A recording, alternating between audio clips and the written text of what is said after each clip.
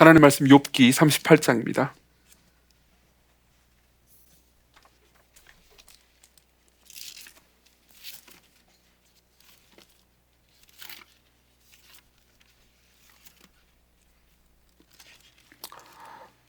욥기 38장 1절부터 3절을 여러분들에게 읽어드리도록 하겠습니다. 욥기 38장 1절부터 3절 하나님 말씀을 들으십시오. 그때 여호와께서 폭풍우 가운데서 욥에게 말씀하여 이르시되 무지한 말로 생각을 어둡게 하는 자가 누구냐? 너는 대장부처럼 허리를 묶고 내가 내게 묻는 것을 대답할지니라. 아멘. 40장입니다. 40장 1절부터 5절 제가 봉독해 드리겠습니다. 하나님 말씀을 들으십시오. 여호와께서 또 욥에게 일러 말씀하시되 트집 잡는 자가 전능자와 다투겠느냐? 하나님을 탓하는 자는 대답할지니라.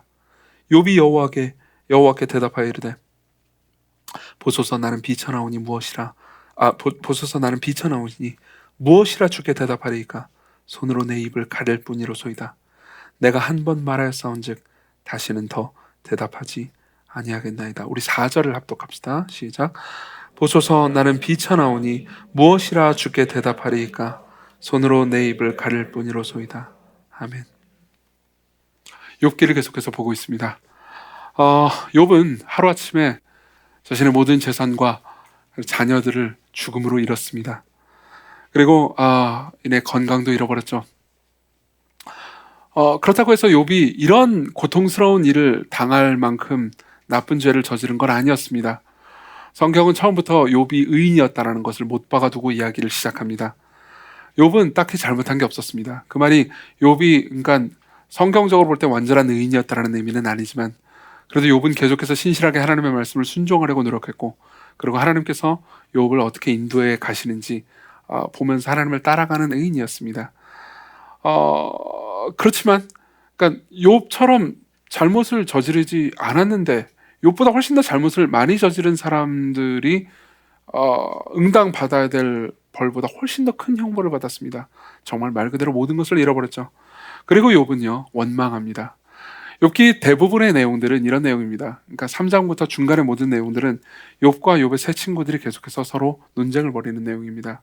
마지막에 엘리후의 긴 발언이 있긴 하지만 그 내용도 세 친구가 조금은 다릅니다. 그렇지만 세 친구보다 조금 낮긴 하지만 크게 다르지는 않습니다. 그리고 욥의 내용은 계속 똑같은 내용입니다. 나는 죄를 저지르지 않았는데 이 고통을 겪고 있어. 그리고 욥의 친구들이 말하는 내용들은 이 내용입니다. 네가 어떤 죄를 저질렀기 때문에 그런 고통을 지금 당하고 있는 걸 거야. 이 내용을 계속해서 반복합니다. 그리고 하나님께서 나타나시죠. 38장부터 41장까지 하나님께서는 말씀하십니다. 하나님께서 말씀하시는 내용은 욥이 죄를 저질렀다 라고 말씀하심으로써 친구들의 편을 든 게 아니었습니다. 그리고 그렇다고 해서 욥의 편을 든 것도 아니었습니다.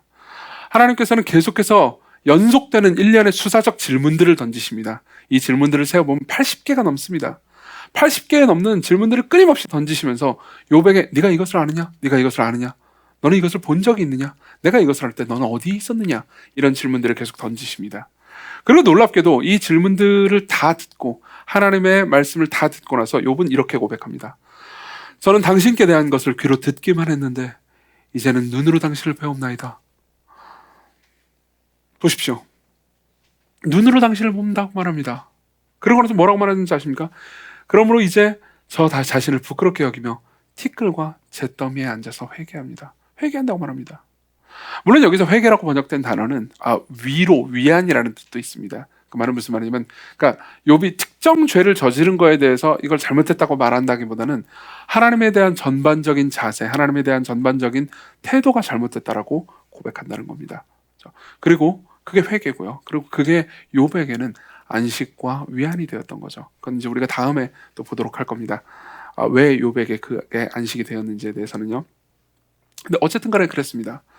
그러면은 이제 우리는 물어볼 수 있죠. 왜 그토록 고통스럽게 하나님께 항변했던, 하나님과 싸우려고 들었던 욥이 결국 하나님을 고소했던 그 욥이 어떻게 하다가 회개하게 됐을까요? 어떻게 하다가 안식을 얻게 됐을까요? 도대체 하나님께서 중간에 말씀하신 말씀의 내용이 무엇란 말입니까? 이 4장에 걸친 내용을 이제 다 샅샅이 살펴볼 수는 없습니다. 그렇지만 오늘은 이 4장에 걸친 내용을 크게 3가지 주제로요. 여러분들에게 이 세 가지는 연결되어 있는데요. 주제로 여러분들에게 말씀드리겠습니다. 첫 번째로는요, 하나님께서 욥에게 임재하셨다는 거고요. 그리고 두 번째로는요, 하나님께서는 욥에게 자신을 신뢰하라고 말씀하셨다는 것. 그리고 세 번째로는요, 하나님께서는 결국 악을 이기신다고 말씀하셨다는 겁니다. 이 세 가지를 하나씩 보도록 하겠습니다. 첫 번째로 하나님께서는 욥에게 임재하셨습니다. 1절부터 3절을 보죠. 지금부터는 여러분들이 가지고 있는 프린트물을 보시면 되겠습니다. 제 번역본입니다. 38장 1절부터 3절입니다. 1페이지 맨 위입니다. 바로 그때 여호와께서 폭풍우 가운데서 나타나셔서 욥에게 대답하셨습니다. 누가 무지한 말로 내 뜻을 어둡게 하느냐? 너는 대장부답게 허리를 묶어라. 일어서서 내가 묻는 말에 대답해 보아라. 자, 봅시다. 이 부분을 보면요, 그러니까 하나님께서 욥에게 임재하신 거죠. 욥에게 나타나신 겁니다. 근데 약간 놀라운 지점들이 있습니다. 그러니까 이 본문을 자세히 뜯어보잖아요. 그러면은 상반되는 두 가지 모습이, 하나님의 모습이 나타납니다. 첫 번째로는 어미롭고 경외로운 모습입니다. 하나님께서는 어떻게 나타나십니까? 폭풍 가운데 나타나십니다. 다시 말하면 욥이 있을 때 하나님께서 나타나실 때 엄청난 폭풍이 쳤다는 겁니다. 물론 폭풍 자체가 두렵다기보다는 폭풍 가운데 나타나신 하나님이 굉장히 어미롭고 두려운 모습으로 나타났다는 겁니다. 자, 이건 되게 중요합니다. 왜냐하면 우리는 하나님에 대해서, 그러니까 가볍게 여기기 쉬운 시대를 살고 있기 때문입니다. 중세의 그 벽화 같은 거 있잖아요. 중세의 벽화라든가 혹은 중세의 이제 종교적인 의미를 가지고 있는 그림들 있잖아요. 그런 그림들을 보면 보통 예수님의 그림들이 종종 있습니다. 근데 여러분들 예수님 그림 같은 거 보면 보통 이런 그림이잖아요. 그러니까 막 양떼를 좀 몰고 이렇게 돌아다니는 그림이라든가, 아니면 여러분들 중에서는 뭐 예수님이 이등신으로 보이는 이모티콘 같은 거를 가지고 계신 분들도 있을 겁니다. 약간 그런 이미지를 가지고 있잖아요. 우리 시대는 그렇습니다. 그렇죠? 가급적 하나님이 표현이 좀 그렇지만 귀엽고 가까이 있고 옆에서 이제 팔짱 낄 수 있는 정도로 그려내죠. 그렇지만 중세는 달랐습니다. 중세의 예수님은 막 뿔이 나 있고요. 진짜예요. 막 눈이 이렇게 돼 있고 막 화가 나 있는, 그래서 접근할 수 없는 예수님은 그려져 있습니다. 물론 둘 다 사실이 아닙니다. 그렇지만 우리 시대에 쉽게 속을 수 있는 부분이 있다는 것은 분명합니다. 물론 그분은 사랑이신 하나님이시지만 어미로운 하나님이십니다. 가까이 접근하기 어려운 분이죠. 그분은 폭풍 가운데 나타나시는 하나님이십니다. 이걸 아는 건 중요합니다. 왜냐하면 그분이 여러분들이 그분을 작은 분으로 생각할 때 그분이 여러분들에게 주는 사랑도 결국은 그 한계 내에서 작아질 수밖에 없기 때문입니다. 그렇지만 여러분들이 크고 위대한 하나님으로서 그분을 만나잖아요. 그러면 이런 분이 나를 위해서 하나님의 아들을 주셨다고? 라고 생각하면서 그분의 사랑을 더 크게 느끼고 깨달을 수 있기 때문입니다. 한편으로는 그렇습니다. 하나님께서 욥에게 나타나실 때 하나님께서는 위험차게 나타나셨습니다. 그렇지만 또 다른 한편이 있습니다. 이 부분도 되게 재미있습니다. 본문을 자세히 뜯어보잖아요. 그럼 몇 가지 특징이 있습니다. 하나는 이런 거죠. 38장 1절입니다. 바로 그때 여호와께서 폭풍 가운데 나타나십니다. 하나님이 아니고 여호와요.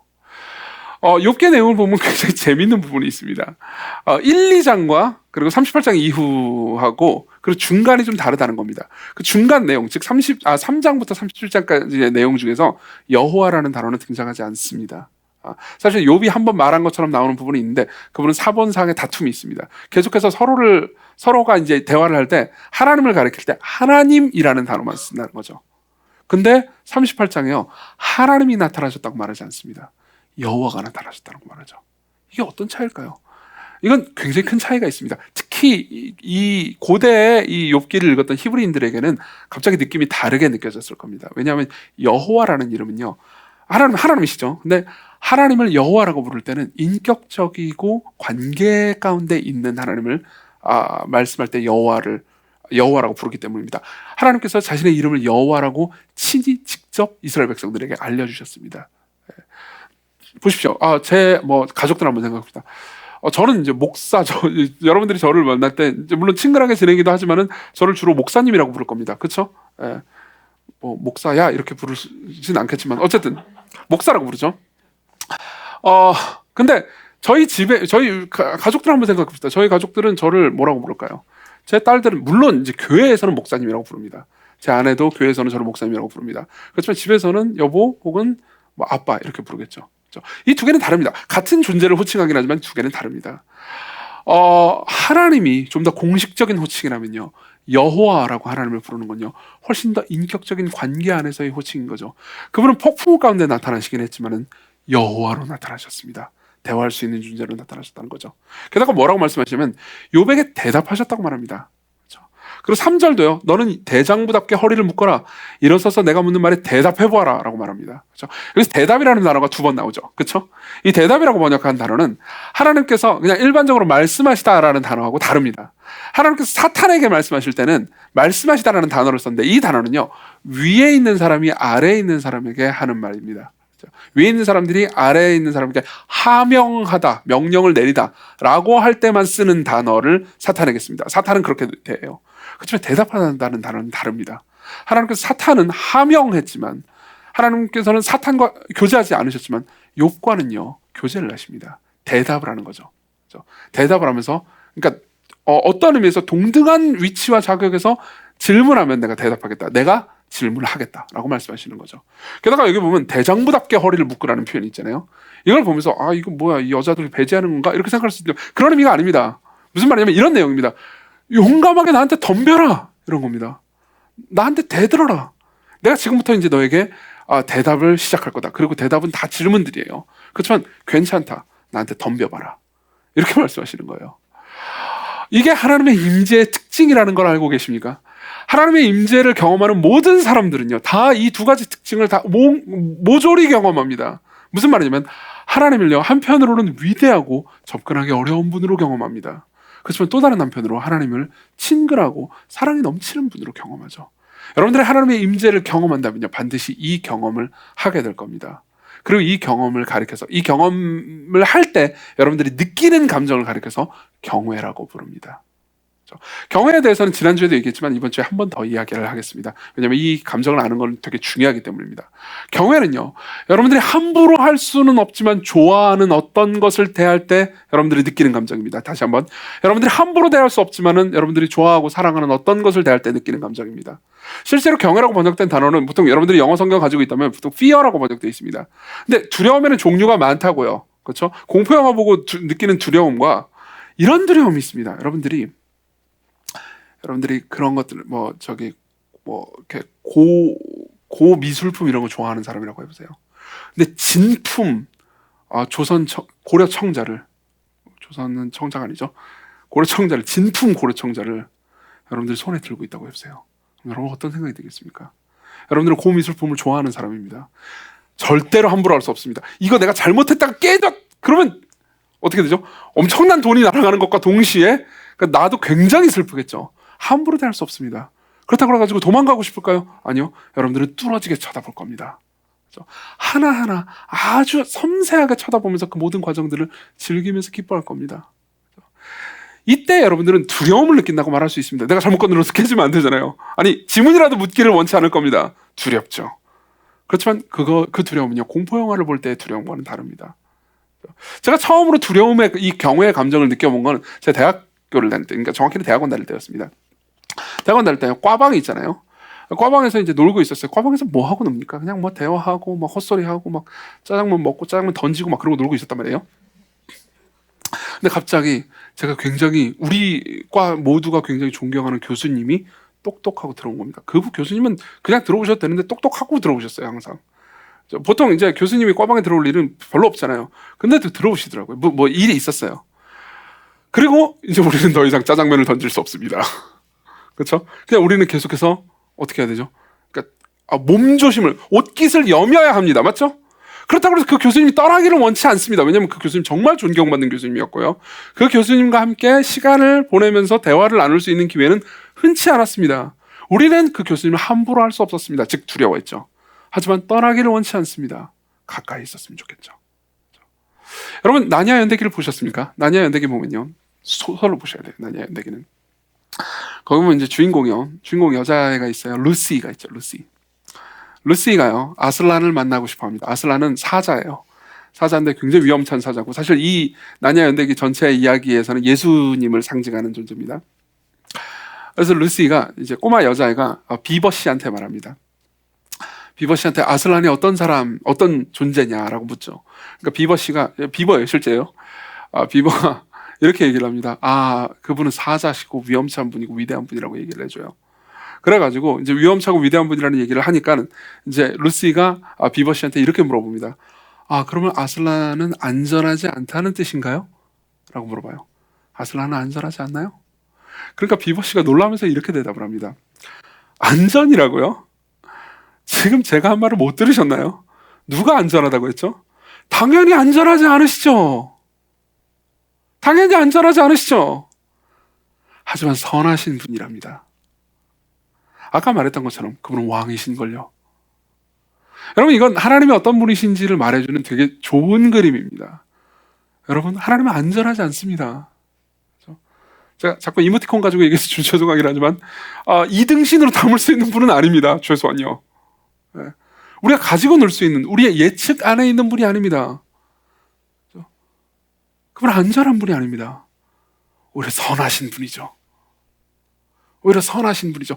여러분, 하나님의 임재를 경험해 보신 적이 있습니까? 이 자리에 있으신 분들, 이 설교를 들으신 분들 중에서 어떤 분들은요, 아직 예수 그리스도를 주와 구주로 영접하지 않으신 분들이 계실 겁니다. 이들 중에서 어떤 분들은 지금 따지고 계시는 분들도 계실 겁니다. 기독교 신앙이 나한테 유익한지 그렇지 않은지요. 모든 게 좋습니다. 여러분들 환영합니다. 그렇지만 여러분들이 만일 여러분들이 하나님에 대해서 알아갈 때요, 그분을 여러분들이 손바닥 안에 놓고 이해할 수 있는 방식으로 하나님을 만나려고 한다면 그런 하나님을 만날 수는 없을 겁니다. 여러분들이 정말 하나님을 만나게 된다면요, 여러분들은 저분은 내가 가늠할 수 있는 존재가 아니다 라고 말하게 될 겁니다. 이제 계속해서 이제 새로 방문하신 분들이 계셔서 저도 이제 새 가족들을 만나고 있거든요. 근데 이제 어떤 한 형제를 만나가지고 이야기를 좀 들었습니다. 저한테는 굉장히 유익한 경험이었어요.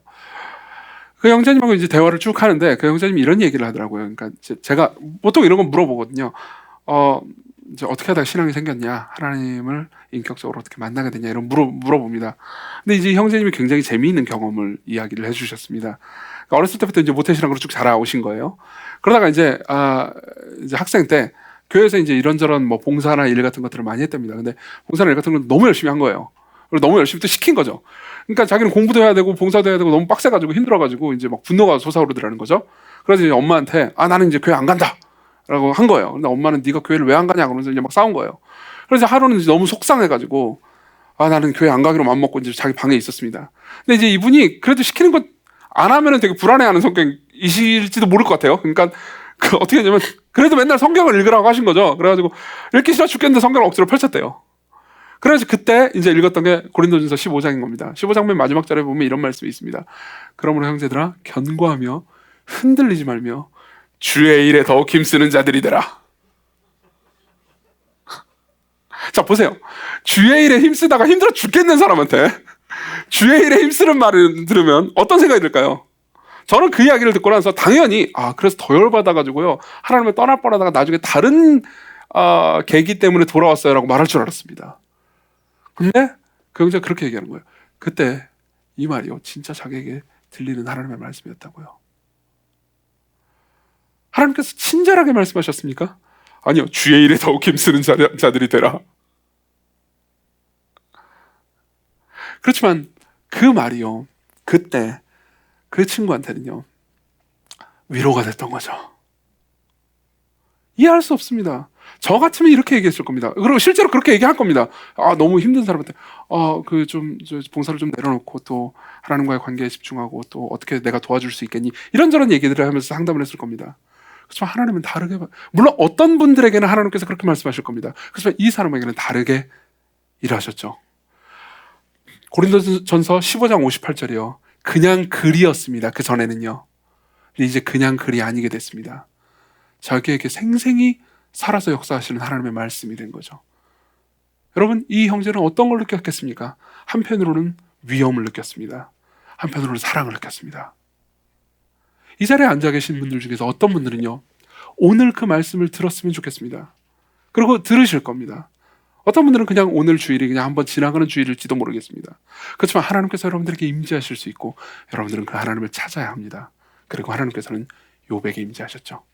그게 욥에게는 위로가 됐을 겁니다. 그렇기 때문에 욥은 이렇게 말할 수 있었던 겁니다. 저는 당신에 대한 것을 귀로 듣기만 했는데 이제는 눈으로 당신을 배웁습니다. 그렇죠? 자, 그럼 그 다음에는 이제 내용으로 넘어갑시다. 하나님께서 이제 이 내용을 어떻게 이제 긴 앞에 이제 이 3절까지만 봤으니까 앞에 이제 38장부터 41장까지 무슨 말씀을 하시는지 볼 겁니다. 그걸 두 개로 나눠서 볼 건데요. 첫 번째로는 그러니까 두 번째 대지죠. 두 번째 대지로는 하나님 자신을 신뢰하라고 말씀하십니다. 하나님께서 말씀하시는 내용이 총 4장에 이르는데요. 38장과 39장은 이제 온갖 자연과 피조물들 있잖아요. 하나님께서 만드신 창조 세계를 그리면서 너는 이것을 아느냐, 이것을 아느냐, 이걸 본 적 있냐, 이걸 할 때 너 뭘 하고 있었느냐, 이런 수사적인 질문들을 쭉 하십니다. 그리고 중간에 40장 초반에요. 하나님께서 욥에게 더 할 말이 있느냐고 물으십니다. 욥이 할 말이 없고 입을 막는다고 말합니다. 우리가 아까 읽은 본문이죠. 그러고 나서 40장부터 41장까지는 하나님께서 두 짐승을 이야기하십니다. 베헤못과 리워야단. 이 두 짐승을 통해서 이제 하나님이 어떤 분이신지에 대해서 말해주거든요. 그건 좀 이따 보겠습니다. 자, 먼저 앞에 창조세계 이야기부터 한번 시작해보죠. 내용 간단합니다. 계속해서 세상을 만드시고 통치하시는 하나님이 어떤 분이신지에 대해서 그러니까 욥이 깨달을 수 있도록 질문을 던지는 겁니다. 내용을 좀 한번 쭉 보죠.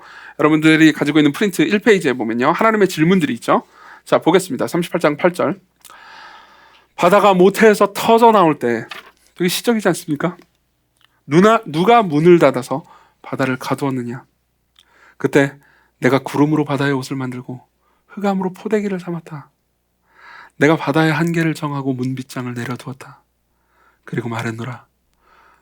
바다한테 말씀하셨다는 거죠. 너는 여기까지만 오고 넘어가지 말아라. 네 높은 파도는 여기서 그쳐야 한다. 여러분 그런 생각 해보신 적 있습니까? 바다로 갑니다. 우리 교회에서는 부산에서 오신 분들도 꽤 많죠. 부산에 가면은 바다 많이 볼 수 있잖아요. 그러면요 어디까지만 물이 옵니다. 그 이상으로 넘치지 않습니다. 왜 그렇게 될 걸까요? 신기하지 않습니까? 그렇죠? 이상하지 않습니까? 물론 이 모든 내용들을 우리는 과학적으로 설명할 수 있습니다. 뭐가 어떻게 되고 뭐가 어떻게, 저는 못해요. 저는 못하는데 누군가는 잘 설명하실 수 있겠죠. 대기학자 이런 분들은 쉽게 설명할 수 있을 겁니다. 그렇지만 그 벌어지는 현상을 말로 설명할 뿐이지 왜 이런 일이 일어났는지는 우리가 알 수 없습니다. 성경은 뭐라고 말합니까? 하나님께서 그 금을 그어두셨다고 말합니다. 이건 수사적인 표현이기도 합니다. 보십시오. 악이 창궐하는 것처럼 보입니다. 세상에 고통이 너무 많은 것처럼 보입니다. 그리고 여러분들 중에서 어떤 분들은 내 인생은 고통뿐이야 라고 말할 수도 모릅니다. 그렇지만 보십시오. 모든 게 바다가 아니고 어느 부분은 땅이고 어느 부분은 바다이든 여러분들의 인생도 되돌아보면요. 어떤 부분은 삶에서 즐거운 부분이었고 여러분들이 받을 자격이 없음에도 불구하고 누린 것들입니다. 그렇죠? 그리고 어떤 부분은 고통스러웠죠. 우리가 누리고 있는 것들을 지나치게 당연하게 생각하는 까닭에 우리가 당하는 고통에 대해서 분노하기가 쉽습니다. 근데 생각해 보십시오. 하나님은 물과 바다의 경계를 나누시듯 여러분들의 고통의 경계를 정하십니다. 왜, 어떻게, 어느 정도나 수많은 질문들이 올라올 겁니다. 그렇지만 하나님께서는 그분이 모든 걸 하신다고 말하죠. 이걸 다 설명할 수가 없다고 말합니다. 그 다음 부분도 볼까요? 38장 22절 23절입니다. 이거 굉장히 재밌는 부분이에요. 눈을 쌓아둔 창고에 들어간 본 적이 있느냐? 우박을 쌓아둔 창고를 들여다본 적이 있느냐? 이거 굉장히 시적인 표현이죠. 하늘에 눈과 우박을 쌓아놓은 창고가 있다는 거예요. 그러니까 이게 과학적인 메시지가 아닙니다. 시적인 표현이에요. 하나님께서. 그러고 나서 이 모든 것 내가 환난의 때를 위해 전쟁과 전투의 날을 위해 준비해 놓은 것이다. 무슨 소리일까요? 아니 갑자기 눈과 우박하고 전쟁과 전투하고 무슨 상관이라는 겁니까? 자, 재밌는 얘기를 한번 해보시죠. 자, 두 상황을 생각해 봅시다. 자, 한 상황이 있습니다. 어떤 연인이 있어요. A 상황입니다. 어떤 연인이 있습니다. 이 둘이요. 겨울인데요. 놀러 가기로 했습니다. 날씨도 확인했어요. 화창한 날이랍니다. 그리고 그날에 딱 바다 가가지고 쫙 뭘 보면은 굉장히 멋있겠다 싶어가지고 놀러 가기로 하고 작전 다 짜놨습니다. 근데 갑자기 일기예보가 틀렸습니다. 폭설이 쏟아진 거예요. 그래서 차가 못 움직인답니다. 그래서 못 갔어요. 이 둘은 데이트를 망쳤죠. 이 데이트를 망쳐가지고 대화를 하다가 뭐 서로 심기를 건드리고 그러다 보니까 둘이 싸웠습니다. 그래서 하루 종일 분위기 안 좋았어요. 그렇죠? 눈 때문에 이 둘은요 하루를 망쳐버렸습니다. 안 그래요? 그죠? 근데 똑같은 날, 똑같은 때 한쪽에서는 전쟁이 벌어지고 있었어요. 피와 살이 튀고 서로를 죽이고 있었죠. 그리고 내일 우리는 총력전을 펼쳐서 서로를 죽이겠다라고 각 군의 지휘관들이 계획을 짜고 있었습니다. 다음날 폭설이 내린 거예요. 그래서 둘 다 안 되겠다. 당분간은 전쟁을 할 수 없겠다. 그래서 휴전을 했다고 합시다. 그로 인해서 죽었을지도 모를 만한 많은 생명들이 살아났겠죠. A 커플은 눈이 오다니 최악이야. 그리고 심하게는 왜 우리가 이렇게 좋은 날을 정했는데 하나님께서 눈을 주는 거야? 화난다 이렇게 생각할지도 모릅니다. 그렇지만 그 때문에, 눈과 우박 때문에 전쟁과 전투의 때 누군가가 살아났다는 거죠. 생각해 보십시오. 눈이 옵니다. 폭설이 내립니다. 여러분들이 폭설을 내리면서 와, 저걸 통해서 전쟁이 그칠 걸 이렇게 생각해 본 적도 없을 겁니다. 상상도 못했을 겁니다. 무슨 말이냐면, 무슨 일이 벌어질 때 하나님께서는 우리가 다 헤아릴 수도 없고 상상할 수 없는 수천, 수만, 수십만, 수백만 가지 이유 때문에 그 일을 행하신다는 거죠. 한 가지 일이 수백만 가지의 영향을 미칩니다. 그죠? 상상의 나래를 덮여볼까요? 그래가지고 둘이 이제 너무 싸워가지고 눈 때문에 싸워서 헤어져가지고 각자 다른 사람 만났는데 다른 사람들이 더 좋았더라. 그러면은 너무 뻔한 이야기인가요?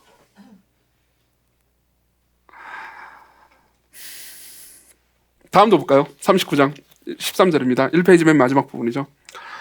타조가 날갯짓을 부지런히 하지만 황새처럼 날지는 못한다. 타조는 재밌지 않아요? 타조를 생각해보세요. 날개가 꽤 커요. 근데 못 날아요. 재밌지 않습니까? 그죠? 왜 그렇게 만들었는지 네가 아냐고 묻는 거예요. 당연히 모르죠, 욥은. 그죠? 근데 타조를 자세히 관찰하자. 그럼 더 재밌는 부분이 나옵니다. 타조는 알을 땅에다 낳고 흙 위에서 따뜻해지라고 내버려 둔 후에 누가 발로 밟든 들짐승이 깨뜨리든 신경 쓰지 않는다. 타조가 이래요. 새끼들을 대할 때 지 것이 아닌 것처럼 하며 산고가 헛수고가 될까 두려워하지도 않는다. 이는 내가 타조에게 지혜를 주지 않았고 이해력을 나눠주지 않았기 때문이다. 그럼에도 불구하고, 그러나 타조가 몸을 떨쳐 뛰어가면 말과 그 위에 탄 자들은 우습게 여겨버린다. 보세요. 타조 얘기가 왜 나올까요? 보세요. 타조는 날개가 있습니다. 근데 못 날아요. 날개가 그렇게 있는 주제에 또 못 날아요. 왜 그럴까요? 물론 동물학자들은 과학적으로 설명할 수 있습니다. 몸의 부피가 뭐가 어떻게 돼가지고 할 수 있습니다. 그런 얘기를 하고 있는 게 아니에요. 못 납니다. 왜 그렇게 만드셨을까요? 근데도 불구하고 말은 우습게 여길 정도로 빨리 달려갑니다. 이 말은요, 단순히 빨리 달려간다는 측면이 아닙니다. 이 말을 통해서 그럼에도 불구하고 타조가 번성한다는 거죠. 타조는 번성합니다. 그러면 타조가 알을 낳아놓고 막 알을 아끼나요? 아니요. 그렇지도 않은데도 불구하고 번성하다는 거예요. 왜 이런 일이 일어나냐는 거죠. 여러분들 중에서는 뭐 부모도 있습니다. 일부 때는 부모가 더 많았지만, 여러분들이 나중에 이제 결혼해가지고 애를 낳고 이제 키우잖아요. 많은 분들이 청년이죠. 그러면 분명히 그런 경험들을 하게 됩니다. 내 애를 막 지극정성으로 키워요. 그러다 가지고 꼭 잘 되나요? 여러분 스스로 한번 생각해보세요. 여러분들의 부모님이 여러분들을 지극정성으로 키운 사람들이 있을 거예요. 여러분 혹시 이런 생각 해본 적 없나요? 저는 이런 생각했는데, 와, 지극정성으로 키웠는데 내가 이따구로 살다니. 그죠? 꼭 지극정성으로 키운 게 그런 결과를 낳던가요? 혹은 뭐 학원도 하나도 안 보내고 공부도 하나도 신경 안 쓰는 부모가 있습니다. 근데 뭐 아들, 딸들이 언젠가 뭐 중학교 때, 고등학교 때, 혹은 대학교 때 나중에 시간이 나가지고 각성해가지고 뭔가 자기 살 길을 살아가는 겁니다. 이런 걸 어떻게 합니까? 그렇죠? 마찬가지예요. 타조는 알을 낳고 신경도 쓰지 않습니다. 근데도 불구하고 번성하죠. 왜요? 하나님께서 그 일을 하시니까요. 하나님께서는 이런 얘기를 하고 계신 겁니다. 다 이해할 수 없다, 네가. 어떤 일이 벌어진다면 그 일이 왜 벌어졌는지, 어떻게 벌어졌는지, 그 일을 통해서 무슨 일이 이루어지는지, 그 모든 배경과 이 뒤를 네가 다 이해할 수 없다. 내가 다 너에게 설명해 줄 수도 없다. 그런 거죠. 그 이야기를 마치고 나서야 욥은 비로소 이렇게 대답을 합니다. 중간 대답 볼까요? 2페이지 중간에 있습니다. 욥의 중간 대답입니다. 여호와께서 또 욥에게 말씀하셨습니다. 전능자에게 소송을 걸고 다투는 욥아, 네가 나를 가르치겠느냐? 나를 비난하는 욥아, 대답해봐라. 그러자 욥이 여호와께 대답했습니다. 보소서, 저는 아무것도 아닙니다. 제가 어떻게 당신께 대답하겠습니까? 그저 손으로 제 입을 막을 뿐입니다. 저는 이미 말을 너무 많이 했습니다. 다시 대답하지 않겠나이다. 이 말이 무슨 말입니까? 이해했다는 겁니다. 뭘 이해했다는 겁니까? 자신이 이해할 수 없다는 걸 이해했다는 겁니다. 하나님, 당신이 설명해 주셔도 제가 다 이해할 수가 없습니다. 당신이 설명한다 한들 제가 이해할 수 없습니다. 이제 제가 이해했습니다. 당신이 설명해도 제가 이해할 수 없다는 걸 드디어 이해했습니다. 제가 만일 이해할 수 있는 수준의 하나님이라면 당신이, 그건 전능하고 지혜롭고 전지한 하나님이 아닐 겁니다. 그걸 이해했습니다. 라고 말하는 거죠. 여러분들 중에 어떤 분들이 이런 생각을 하시는 분들이 계실 겁니다. 아니, 신이 있다면 왜 이 세상에 악과 고통이 있는가? 분명히 이 질문을 던지는 분들이 계실 겁니다. 어떤 분들은 좀 더 정교하게 질문을 던지실 분들도 계실 겁니다. 당신이 말하는 신은 전능한 동시에 선하다고 말하는데 이게 어떻게 가능하냐? 이 세상에 악이 있는데, 이 세상에 악과 고통이 이렇게 넘치는 걸로 봐서 신은 전능하지만 악하든지, 그러니까는 나쁜 일을 벌어져라 이렇게 하든지, 아니면 선하긴 하지만 악하진 않지만 힘이 없어가지고, 전능하지 않아가지고, 아이고 내가 저 일이 벌어지는 걸 슬퍼하긴 하지만 어떻게 바꿀 수가 없네, 이 둘 중에 하나일 거다. 전능하신 동시에 선하신 신이라는 건 존재하지 않는다, 이렇게 생각하는 분들이 계신가요? 그런 분들이 계실지도 모르겠습니다. 그렇지만 제가 여러분들에게 이런 질문을 던져보고 싶습니다. 하나님은 지혜로운 분이십니다. 그리고 제가 던지고 싶은 질문은 이겁니다. 그분의 지혜 안에서 악과 고통이 벌어지는 것을 참고 계시다면, 그분의 더 큰 목적과 뜻 안에서요, 그렇다면 어떻겠습니까? 그렇다면 여러분들의 논리가 깨지지 않습니까? 여러분들이 이렇게 말할지도 모릅니다. 그게 뭐냐고, 그걸 내가 이해할 수 있게 말해주라고. 그럼 제가 여러분들에게 반문해드리죠. 하나님께서 하시는 모든 일을 여러분들이 다 이해할 수 있다면요, 여러분들이 이해할 수 있는 수준에서만 하실 수 있는 일들을 하나님이 하시는 분이라면요, 그분은 전능한 분이 아닙니다. 전지한 분도 아니고요. 그렇죠? 우린 종종 이해할 수 없는 것이 있다는 걸 압니다. 안 그렇습니까? 그렇죠? 우리 교회는 프로그래머들이 되게 많습니다. 특히 청년들은 프로그래머들 굉장히 많죠. 이렇게 프로그래머들이 많은 교회에서 그래도 최소한 프로그램을 어느 정도 이해해야 되지 않나 라는 죄책감이 들어서 제가 프로그래머를 불러서 좀 배워봤습니다. 그죠? 그리고 그 프로그래머께서는 정말 신실하고 진지하게 가르쳐 주셨어요. 근데 초반부터 함수가 나왔어요. fx가 어쩌고. 제가 이해를 했겠습니까? 미안해 진규야. 이해를 했겠습니까 제가? 물론 이제 어느 정도는 했어요. 어느 정도는 했습니다. 근데 대부분 못했습니다. 네. 이거보다 더 와닿는 예를 얘기해 드릴까요? 보십시오. 어떤 4살짜리 꼬마애가 있습니다. 4살이에요. 4살짜리 꼬마애와 로켓 공학자가 있습니다. 둘이 얘기를 하죠. 그리고 여기 로켓이 있습니다. 로켓이 엄청나게 크죠. 그리고 4살짜리 꼬마애가 말합니다. 우와, 이거 엄청 크네요. 아주 크지. 굉장히 무겁겠네요. 그럼 얼마나 무거우니? 이게 몇백 톤, 몇천 톤이란다. 몇천 톤까지 가나 모르겠습니다. 어쨌든 굉장히 무겁단다 라고 얘기했습니다. 와, 이렇게 크고 무거운 걸 보니까 절대로 이건 나를 수가 없어요 라고 4살짜리 꼬마애가 말했다고 합시다. 그럼 로봇 공학자는 뭘 말해야 되는 겁니까? 여기서 추진력이라는 게 있는데 말이야, 이렇게 말해야 되나요? 우리 다 이해할 수 없습니다. 지금 하나님의 질문이 이런 겁니다. 지금 이런 것들을 상상해 본 적이 있냐는 거죠. 하나님께서 세상을 만드시고 세상을 지금 움직이고 계시는데 이 모든 것들을 내가 너에게 이해할 수 있는 방식으로 설명할 수 있겠느냐? 혹은 설명한다 한들 네가 이해할 수 있겠느냐? 욥은 그걸 이해한 겁니다. 아, 지금 내가 겪은 이 모든 일이 내 죄 때문인 게 아니에요. 그럼 무엇 때문입니까? 물론 하나님께서는 설명하실 수 있지만 나는 그걸 다 이해할 수 없습니다. 그렇기 때문에 하나님 입장에서는 이렇게 말씀하시는 거죠. 나를 신뢰해라. 나를 신뢰해라. 나를 신뢰해라.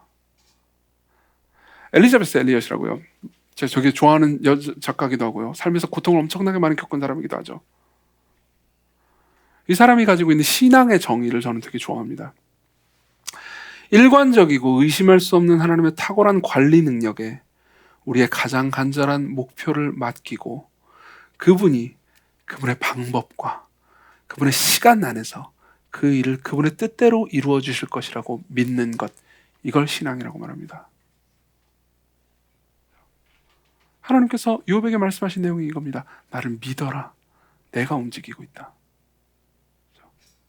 이게 두 번째 부분이에요. 세 번째 부분으로 넘어가죠. 세 번째 부분은요, 짐승 2마리가 나옵니다. 40장과 41장에 보면요, 짐승 2마리 이야기를 합니다. 하나의 이름은 베헤못이고요, 또 하나의 이름은 리워야단입니다. 역시 여러분 혹시 홉스의 리바이어던이라는 책 아십니까? 그게 리워야단이에요. 예. 베헤못과 리워야단은요, 약간 베헤못은 하마스럽게 생겼고요, 근데 실제로 묘사를 보면 하마는 아닙니다. 그리고 리와야단은 악어스럽게 생겼습니다. 물론 실제 모습은 묘사는 악어하고 다릅니다. 왜냐하면 이 베헤못과 리와야단은 단순한 동물을 가리키는 게 아니거든요. 일단 좀 보겠습니다. 자, 베헤못 이야기를 한번 해보죠. 40장 15절입니다. 2페이지 맨 아래 부분입니다. 자, 이제 소처럼 풀을 뜯는 베헤못을 보거라. 내가 너를 만든 것처럼 그도 만들어 놓으라. 생각해보세요. 풀을 뜯는데요, 엄청나게 강력합니다. 그렇죠? 저는 고기를 먹는데도 종종 골골거리는데 풀을 뜯는 애가 허리에서 나오는 그 큰 힘과 배의 힘줄에서 나오는 강한 기운을 보거라. 꼬리를 흔들면 백향목이 휘둘리는 것 같고 힘줄이 얽혀 터질 것 같은 굵은 다리를 보라. 그 뼈는 구리 파이프처럼 강하고 갈비뼈는 쇠파이프 같노라. 그것은 내가 만든 피조물 중에서 으뜸이지만 지금도 나는 그놈을 이리저리 끌고 다닌다. 그것이 눈을 뜨고 있을 때 누가 능히 잡을 수 있으리요? 누가 그 코를 꿰을 수 있느냐? 베헤못입니다. 그리고 41장으로 넘어가면요, 리와야단이 나오죠. 리와야단은 훨씬 더 악어스럽게 생겼습니다. 읽어드리죠. 3페이지 리와야단 부분입니다. 네가 리와야단을 낚시로 잡을 수 있겠느냐? 노끈으로 그 혀를 결박할 수 있겠느냐? 밧줄로 그 코를 꿰을 수 있겠느냐? 갈고리로 그 턱을 꿰을 수 있겠느냐? 그것이 네게 살려달라고 애원할 것 같으냐? 그것이 내게 애처롭게 빌 것 같으냐? 그것이 내게 언약을 맺어서 내가 평생 그 녀석을 노예로 삼을 수 있을 것 같으냐? 여러분, 이것까지 읽을 때 여러분들이 이게 단순히 짐승을 의미하는 게 아니라는 걸 눈치채셔야 됩니다. 예컨대 지금의 과학기술이라면 리와야단을 밧줄로 코를 깰 수 있고요, 갈고리 다 할 수 있어요. 여기서 말하는 거 다 할 수 있습니다. 그렇죠? 살려달라고 애원을 할지는 모르겠지만 악어를 의미하는 건 아니라는 거죠. 계속 볼게요. 그놈을 자극할 만큼 용맹한 자 있겠느냐? 누가 그것과 감히 맞서겠느냐? 누가 그놈과 맞서서 무사할 수 있겠느냐? 하늘 아래 어떤 것도 그럴 수 없느니라. 그놈의 다리 이야기를 어찌 빼놓을 수 있으랴? 그 억세고 강한 몸집을 어찌 말하지 않을 수 있으랴? 이쯤 되면요, 저는 이 부분 번역하다가 느꼈던 건데, 이쯤 되면 하나님마저도 리와야단에게 감탄하는 것 같은 느낌이 들었습니다. 계속 넘어가보죠. 누가 그놈의 가죽을 벗길 수 있겠느냐? 누가 그 두 겹 갑옷 비늘을 뚫겠느냐? 누가 그것에 턱을 벌릴 수 있겠느냐? 이빨 둘레에는 공포가 서려 있구나. 그놈의 등비늘은 그의 자랑이니 빽빽하게 차있어 봉인으로 닫혀있다. 땅 위에서 누가 그것과 감히 겨루랴? 그놈 두려움 없는 존재로 지어졌네. 그놈 모든 교만한 자들을 내려다보니 모든 교만한 것들의 왕이로다. 뭘까요? 얘들은 뭘까요? 많은 학자들은, 여러분들이 욥기 주석을 본다면 많은 학자들이 여기에 대해서 다양한 이야기를 한다는 걸 알게 될 겁니다. 그렇지만 현대의 연구는 이 둘이 무엇을 의미하는지 거의 분명하게 보여줍니다. 욥은요, 한편으로는 시이기도 합니다. 그래서 우리는 지혜서 혹은 시가서라고 욥기를 분류하기도 하죠. 시편이나 잠언이나 아가 같은 책과 더불어서요. 근데 또 다른 한편으로요, 이 욥기는요, 묵시록이기도 합니다. 우리가 다음 주에 그걸 보게 될 겁니다. 이 세상이 결국 어떻게 될지를 바라보고 가리키는 요한계시록이나 다니엘 같은 묵시록이라는 거죠. 그리고 다니엘이나 요한계시록을 여러분들이 보셨으면 아시겠지만 거기에는 예외 없이 사탄과 그의 사자들의 세력을 묘사할 때 짐승들을 사용합니다. 다니엘도 짐승으로 묘사하고요. 여러분 그거 아세요? 이 666 아세요? 계시록에 보면 13장에 나오죠. 그걸 짐승의 수라고 말하죠. 뭘 가리킵니까? 사탄과 그의 사자들을 가리킵니다. 베헤못이라는 말 자체가 짐승의 복수형이에요. 짐승들이라는 의미입니다. 자, 봅시다. 이렇게 얘기하는 거죠, 하나님께서는. 자, 사탄과 그의 사자들을 보라. 악을 보라. 사실 이게 욥이 항변했던 내용이기도 합니다. 악이 심판받지 않습니다. 그리고 하나님께서 이 모든 이야기의 마무리에 하시고 싶은 거죠. 이야기인 거죠. 악과 고통을 내가 다스리고 결국 나는 승리할 거다라고 얘기하는 겁니다. 내가 그 악과 고통을 조장하는 세력들을 지금 통치하고 다스리고 있다. 이렇게 말씀하시는 겁니다. 하나님께서는 뭐라고 말씀하십니까? 베헤못, 그것과 싸워 누가 이기랴? 그렇지만 나는 그 녀석을 이리저리 끌고 다닌단다. 그렇죠? 여러분 리와야단 같은 경우는 이렇게 말합니다. 33절, 땅 위에서 누가 그것과 감히 겨루랴? 그놈 두려움 없는 존재로 지어졌네. 그렇죠? 이 말은 그가 최고로 강하다는 의미입니까? 아니에요. 땅 위에서. 그렇죠? 그 말은 뭘 의미하죠? 하늘 위에서는 그것과 겨룰 사람이 있지, 겨룰 존재가 있지, 나다. 이렇게 말씀하시는 거예요. 리워야단 네가 아무리 강해봤자 땅 위에서 강할 뿐이다. 내가 너를 통치한다. 내가 너를 붙잡고 이리저리 끌고 다닐 수 있다. 그렇죠? 우린 이미 1, 2장에서 봤습니다. 하나님께서 사탄을 통제한다는 걸요. 그리고 그걸 욥에게 말씀하시는 거예요. 그리고 욥에게 무슨 가르침을 주시는 걸까요? 내가 악을 통제한단다. 내가 모든 고통스러운 일들을 통제한단다. 내가 모든 고통스러운 일과 악한 일과 괴로운 일들을 바꾸어서 선으로 바꿀 수 있단다. 여러분, 이건 새로운 교훈이 아닙니다. 우리 교회를 오래 다녔던 분들은 처음 듣는 얘기도 아닐 겁니다. 여러분, 요셉을 생각해 보십시오. 요셉을 생각해 보세요. 요셉이 어린 나이에요. 17살 때요. 그때 20년 후에 가뭄이 있을 거라고 아무도 생각하지 못했습니다. 그리고 20년 후에 가뭄이 있었어요. 욥의 형제들은요, 욥을 팔아넘겼죠. 끔찍한 악이었습니다. 그렇지만 요셉의 형제들이 욥을 팔아넘기지 않았으면요, 요셉은 애굽으로 가지도 못했을 거고요. 그리고 애굽에서 벌어지는 가뭄을 대비하지도 못했을 거고요. 애굽 사람들이 살 수도 없었을 거고요. 그리고 무엇보다 그 끔찍한 악을 저지른 형제들이 살 수도 없었을 겁니다. 그래서 욥은 이 모든 이야기가 다 완성되고 나서 이렇게 얘기하죠. 당신들은 나를 헤아려 했으나 하나님은 그 모든 것을 선으로 바꾸셔서 이와 같이 만민의 생명을, 많은 백성들의 생명을 구하게 하려 하셨다고요. 자, 이게 욥기에서 하나님께서 여러분들에게 말씀하시는 내용입니다. 하나님께서는 여러분들에게 임재하셔서 이렇게 말씀하십니다. 나를 신뢰해야 한다. 너희들의 삶에서 벌어지는 너희들 생각에 좋은 일과 너희들 생각에 나쁜 모든 일들이 꼭 나쁜 일과 나쁜 결과와 좋은 결과로 귀결되는 건 아니란다. 그 모든 것들을 사용해서 나는 무슨 일을 하고 있단다. 폭설이 내려서 슬퍼하느냐? 그때 누군가는 구원받고 있다.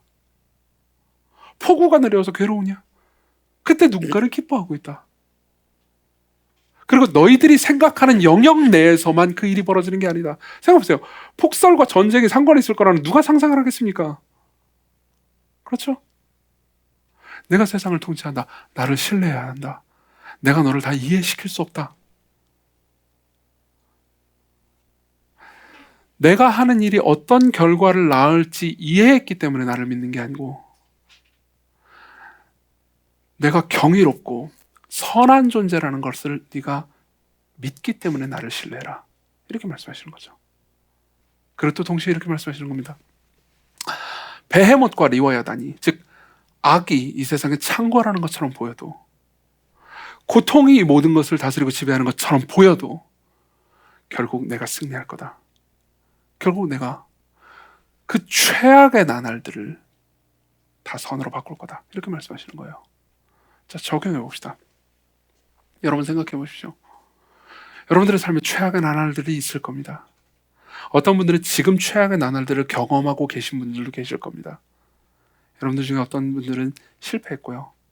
어떤 분들은 관계에서 끊어졌습니다. 어떤 분들은 육체적으로 아픕니다. 어떤 분들은 가정의 고통이 있습니다.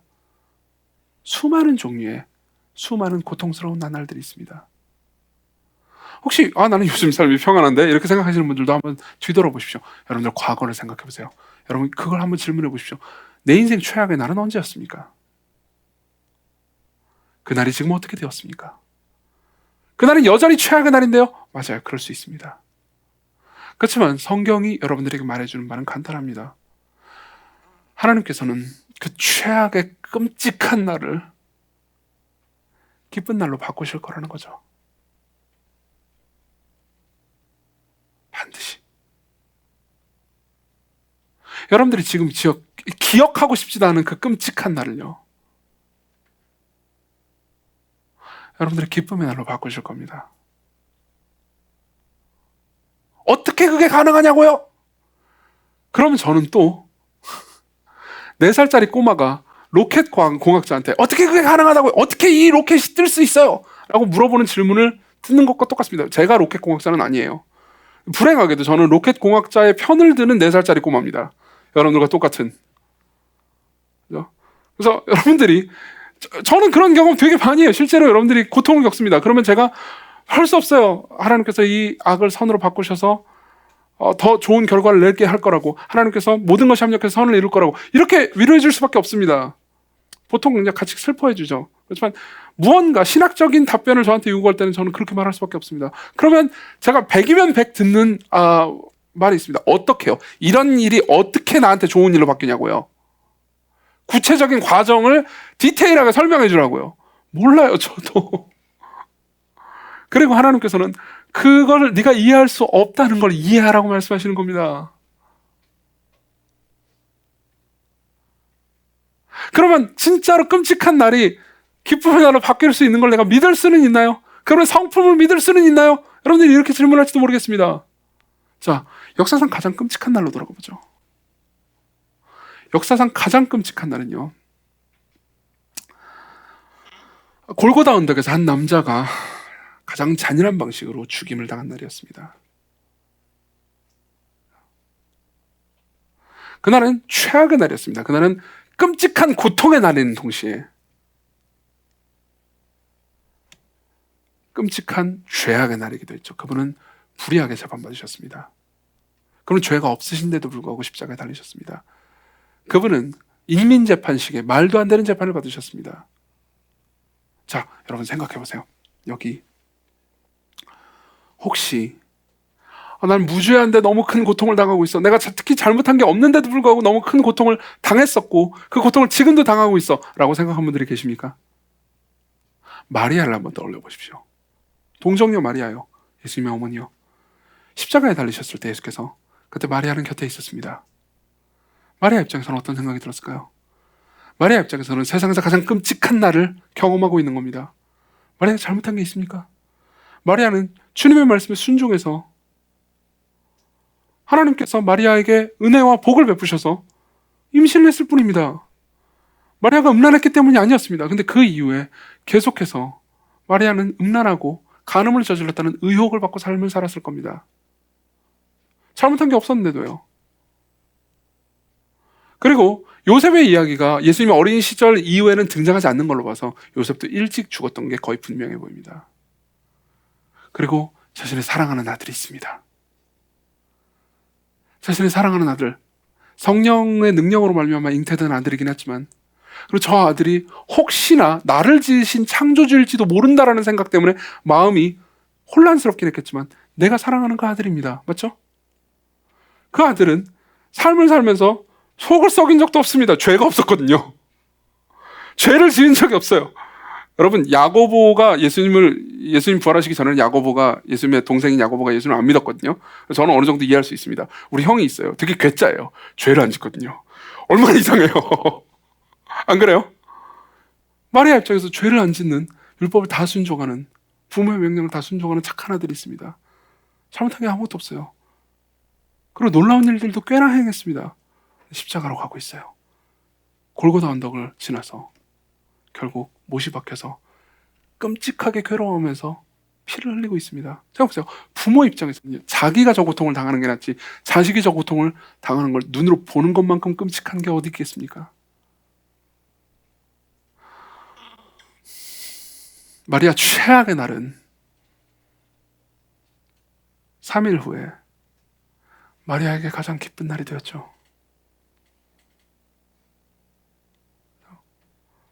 아무 죄가 없이 마리아는 엄청난 고통을 당했지만 그 고통을 지나고 나서 마리아는 자신의 영원한 신랑, 자신의 구주, 자신의 부활하신 왕을 만나게 됩니다. 그리고 마리아 역시 마리아의 죄와 허물로부터 구원받게 되죠. 여러분들 중에 어떤 분들이 이런 생각을 하시는 분들이 계실 겁니다. 그거는 마리아처럼 죄가 없는 사람들이나 해당하는 거고, 나는 죄를 많이 지었는데, 나는 삶에서 고통스러운 죄를, 끔찍한 일도 많이 저질렀는데 그런 나도 내가 경험하는 그 최악의 나날들이 좋은 날로 바뀔 수 있습니까? 이런 질문을 할지도 모르겠습니다. 거기에 대해서 제가 이렇게 대답해드리죠. 다시 십자가로 가봅시다. 십자가 옆에 있는 다른 인물 한번 주의 깊게 보죠. 강도입니다. 강도를 한번 생각해 보세요. 강도 역시 생애에서 가장 끔찍한 나날을 맞았습니다. 그리고 그 끔찍한 고통을 당한 이유는 간단합니다. 강도 본인의 죄였어요. 자업자득이었습니다. 그렇죠? 아마 성경에 강도라고 번역되어 있어서 강도라고 그냥 우리는 보통 그냥 도둑이라고 생각하지만 실제로는 강도를 포함한 연쇄살인마였을 겁니다. 그렇지 않으면 그렇게 끔찍한 십자가 형벌을 받지 않았을 거거든요. 끔찍한 놈이죠. 그리고 자기가 저지른 자기의 죄 때문에 거기 십자가에 달렸습니다. 자업자득이긴 하지만 끔찍한 날이죠. 여러분들 중에서도 그런 분들이 계실지 모르겠습니다. 여러분들이 죄를 저질렀기 때문에 지금 끔찍한 일을 당하시는 분들이 계실지 모르겠습니다. 그런 일을 과거에 겪으신 분도 계실 수 있고요. 끔찍한 날이죠. 그렇지만 그날은 강도에게 있어서 가장 행복한 날이기도 했습니다. 옆에 예수님이 계십니다. 당신의 나라에 임하실 때 나를 기억만 해주십시오. 네가 오늘 나와 함께 나거리 있으리라. 오늘, 그 오늘은 십자가에 달리는 날이었습니다. 그 오늘은 강도 인생에서 가장 끔찍한 날이었습니다. 그리고 그 오늘 예수님과 함께 낙원에 갔죠.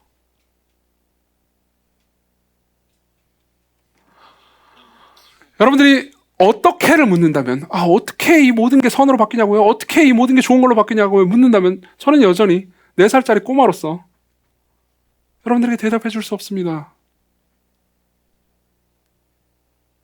그러나 그리스도께로 오십시오. 여러분들이 그리스도 안에 있다면 여러분들의 가장 끔찍한 날의 기억이 어떻게인지는 제가 말할 수 없지만 여러분들의 가장 영광스러운 나날들이 될 겁니다. 마지막으로 하나님 입장에서 생각해 볼까요? 이것만 얘기하고 마치겠습니다. 하나님의 역사 가운데서 가장 끔찍한 날은 언제였을까요? 십자가였습니다. 그렇지만 그 날이 하나님의 영광이 가장 찬란하게 빛나는 날이었고, 하나님의 사랑 역시 가장 찬란하게 빛나는 날이었고, 하나님의 공의 역시 가장 찬란하게 빛나는 날이었고, 하나님의 아름다움 역시 가장 찬란하게 빛나는 날이었습니다. 여러분들 모두 그럴 겁니다. 여러분들의 가장 끔찍한 날이